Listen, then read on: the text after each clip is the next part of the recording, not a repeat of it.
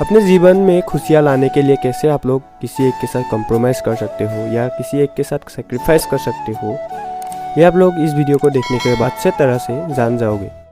एक आदमी ने एक बहुत ही खूबसूरत लड़की से शादी के बाद दोनों की ज़िंदगी बहुत प्यार से गुजर रही थी। वह उसे बहुत चाहता था और उसकी खूबसूरती को हमेशा तारीफ़ किया करता था। लेकिन कुछ महीनों के बाद लड़की समरोग यानी कि स्किन डिजीज से ग्रसित हो गई और धीरे धीरे उसका खूबसूरती जाने लगी। खुद को इस तरह देखे उसके मन में डर समाने लगा कि यदि वह बदसूरत हो गई तो उसका पति उससे नफरत करने लगेगा और उसकी नफरत वो बर्दाश्त नहीं कर पाए। इस बीच एक दिन पति को किसी काम से शहर से बाहर जाना पड़ा। काम खत्म कर जब वह घर वापस लौट रहा था तो उसका एक्सीडेंट हो गया। एक्सीडेंट में उसने अपनी दोनों आंखें खो दी, लेकिन इसके बावजूद भी उन दोनों की जिंदगी सामान्य तरीके से आगे बढ़ती रही।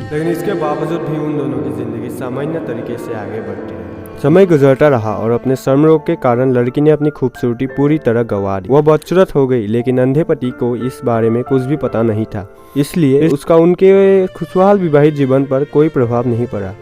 वह उसे उसी तरह से प्यार करता रहा। एक दिन उस लड़की की मौत हो गई। पति अब अकेला हो गया। वह उस शहर को छोड़कर जाना चाहता था।